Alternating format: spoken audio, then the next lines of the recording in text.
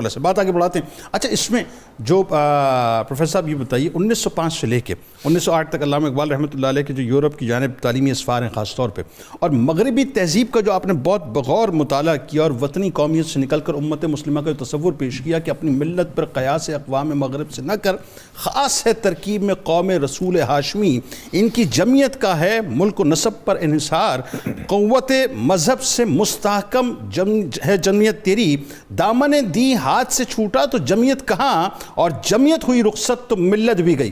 ذرا بتائیے اس بارے میں کہ آپ نے بھانپ لیا تھا کہ ہونے والا کیا ہے. بسم اللہ الرحمن الرحیم.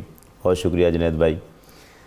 1905 میں آپ انگلستان چلے گئے، کیمبرج یونیورسٹی میں آپ نے ایڈمیشن لیا.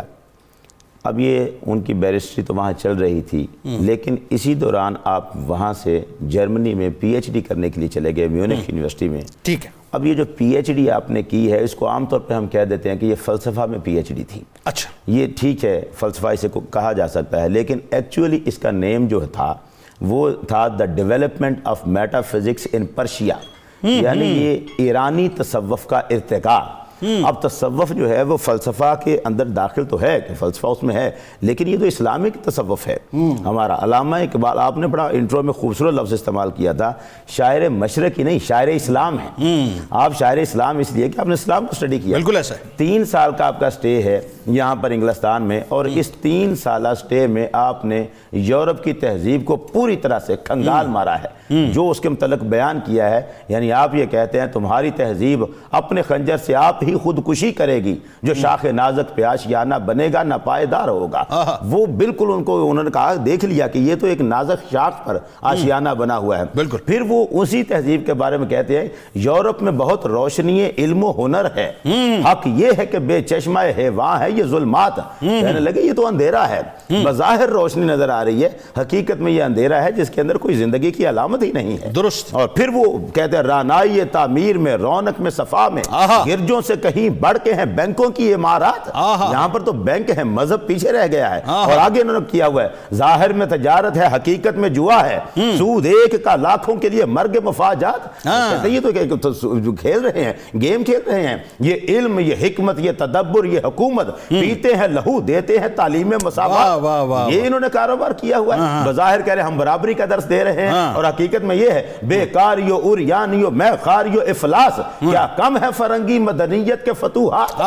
یہ انہوں نے اب وہ پورا ایک 4-5 شعروں میں سارا ذائچہ نکال کر، بلکہ آپ نے آگے جا کر اس سازش کو بھی تو ایکسپوز کر دیا نا کہ وہ فاقہ کش کے موت سے ڈرتا نہیں، ذرا روح محمد اس کے بدن سے نکال دو، فکر عرب کو دے کر فرنگی تخیلات، اسلام کو حجاز و یمن سے نکال دو. بتا دیا تھا کہ ہونے والا کیا ہے. اب آپ معاملہ یہ دیکھیں کہ یہاں پر مزیداری کی بات یہ ہے کہ جہاں وہ کہتے ہیں بیکاریو اریانیو میخاریو افلاس، یہ یورپ دے رہا تھا، اسی فضا میں اقبال رہتا ہے اور یورپ کا اثر قبول نہیں کرتا. اور یہ کہتے ہیں زمستانی ہوا میں گرچہ شمشیر تھی شمشیر کی تیزی، نہ چھوٹے لندن میں بھی مجھ سے آداب سحر خیزی. وہاں رہ کر بھی آپ نے وہ کیا. اور پھر جو آپ کی سوچ پر انقلاب آیا ہے کہ یہ لوگ تو کسی اور طرف جا رہے ہیں، اور اس انقلاب میں آ کر پھر انہوں نے کہا ہے مسلمہ کو مسلمہ کر دیا طوفان مغرب نے، تلاطم ہائے دریا ہی سے ہے گوہر کی سیرابی.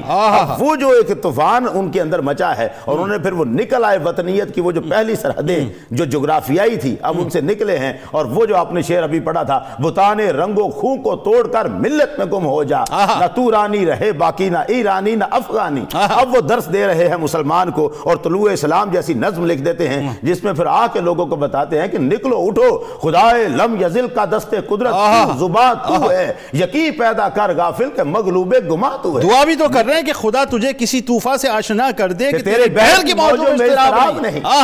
وہ طوفان خود آشنا ہوئے تھے، اسی طوفان سے تو وہ خود آشنا ہوئے تھے. اور انہوں نے دیکھ لیا تھا کہ ہم، بلکہ انہوں نے یہ کہا، بڑا ویژن ہے علامہ اقبال کا، اور میں کہتا ہوں کمال، خبر ملی ہے خدا یان بحر و بر سے مجھے.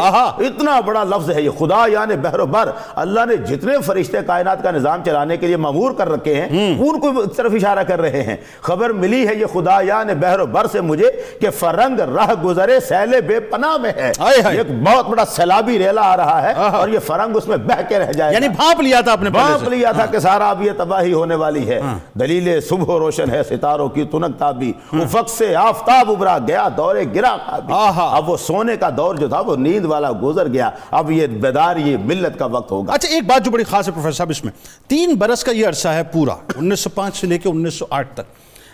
آپ ظاہر ہے برطانیہ میں آپ بیرسٹری بھی کر رہے ہیں, پھر آپ میونخ بھی جاتے ہیں, پی ایچ ڈی کی ڈگری بھی لیتے ہیں, لیکن آپ یہ دیکھیے کہ تعلیم کے ساتھ ساتھ آپ کی آبزرویشن کتنی مطلب کتنی کمال تھی کہ آنے والے وقتوں میں جو طوفان بپا ہونے والا تھا مسلم امہ کے خلاف, اس امہ کی سوچ کو آپ لے کر واپس آئے. اور آپ نے پھر لوگوں کو بتایا مسلمانوں کو کہ اس وطنی تصور سے باہر نکلو, اصل تصور تو اس سمندر کا ہے. تو اور وہ یہ پھر وہ ترانہ ملی جو تھا وہ یہی تو انہوں نے کہا, چین و عرب ہمارا, ہندوستان ہمارا, مسلم ہے ہم, وطن ہے سارا جہاں ہمارا.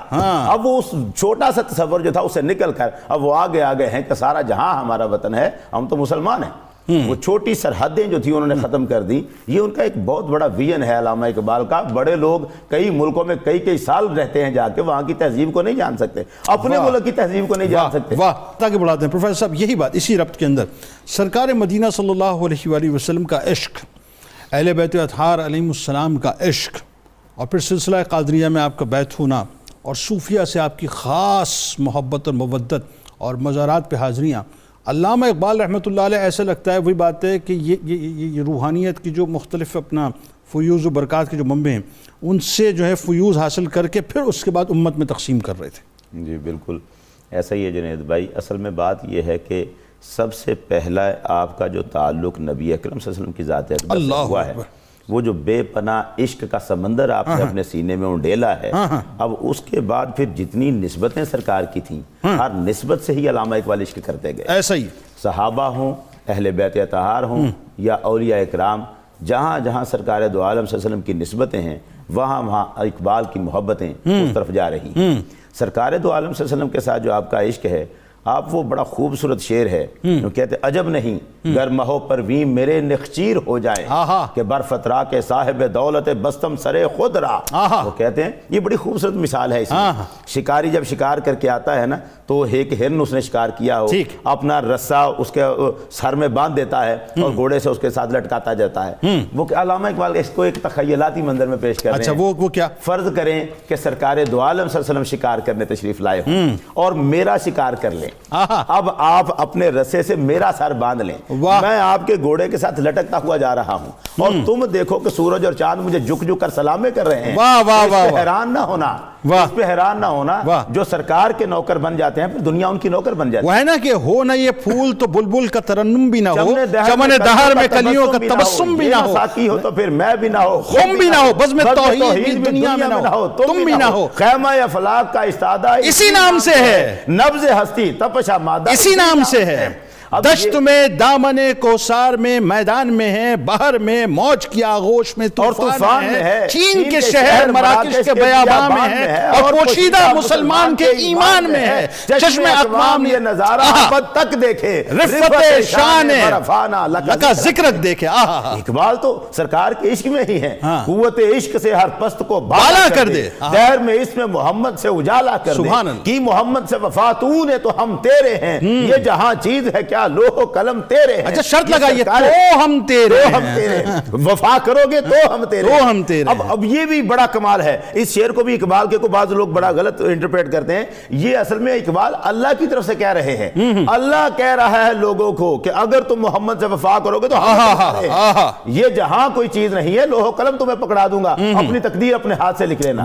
یہ تو سرکار دو عالم کا عشق ہے. پھر اہل بیت اطہار کی طرف جب جاتے ہیں تو حضرت فاطمہ زہرا رضی اللہ تعالیٰ عنہ, حضرت علی امام حسن و حسین کی باتیں کرتے ہیں. مریم از یک نسبت عیسیٰ عزیز, از سے نسبت حضرت زہرا عزیز. حضرت مریم علیہ السلام صرف ایک نسبت سے ہمیں عزیز ہیں کہ وہ حضرت عیسیٰ کی والدہ ہیں. اور سیدہ فاطمہ زہرا رضی اللہ تعالیٰ عنہ آپ کی 3 نسبتیں ہیں. نور چشمی رحمت للعالمین, امام اولین و آخرین. حضور سید عالم جو اولین و آخرین کے امام ہیں ان کی نور چشم ہیں.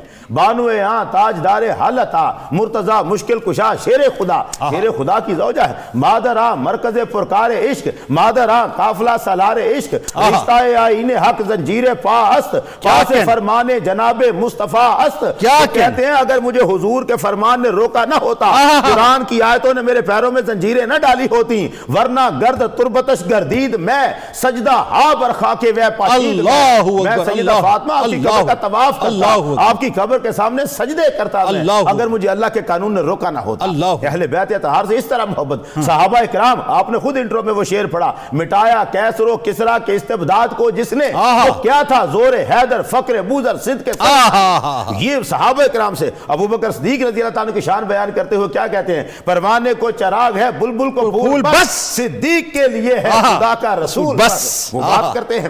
اب یہاں پر جو اولیاء اکرام ہیں، صوفیاء اکرام ہیں، ان کے مزاروں پر ان کی جو حاضری ہے وہاں بھی عجب انداز ہے۔ حاضر ہوا بشیخ مجدد کی لحد پر، وہ خاک کے ہے زیر فلک، واہ واہ واہ واہ واہ سبحان اللہ۔ خاک کے ذروں سے ہے شرمندہ ستارے، اس خاک میں پوشیدہ ہے وہ صاحب اسرار۔ سلامت رہے پروفیسر صاحب۔ جس کی جہانگیر کے آگے، جس کے نفس گرم سے ہے گرمی ہے مجدد الفیض۔ ادھر جب جاتے ہیں التجائے مسافر جو نظم لکھی ہے آپ نے خواجہ نظام الدین اولیاء کے، مزار پہ حاضر ہوتے ہیں، فرشتے پڑھتے ہیں جس کو وہ نام ہے تیرا، جناب ہے تیری، فیض عام ہے تیرا، وہ شمع بارگاہ خاندان مرتضوی رہے گا مثل حرم جس کا آستان مجھ کو۔ خواجہ نظام الدین اولیاء کے مزار کو کہتے ہیں یہ تو میرے لیے مثل حرم اس کا درجہ ہے۔ اور داتا علی حجویری کی بارگاہ میں جو اپنا پیش کرتے ہیں، سید حجویر مخدوم امم مرکد او پیر سنجر راہ حرم، معین الدین اجمیری کے لیے بھی وہ حرم کی حیثیت رکھتا ہے۔ تو تمام اولیاء کرام کے ساتھ جو ان کی عقیدتیں ہیں، سلسلہ قادریہ میں بیعت، اور پھر یہی تو وجہ ہے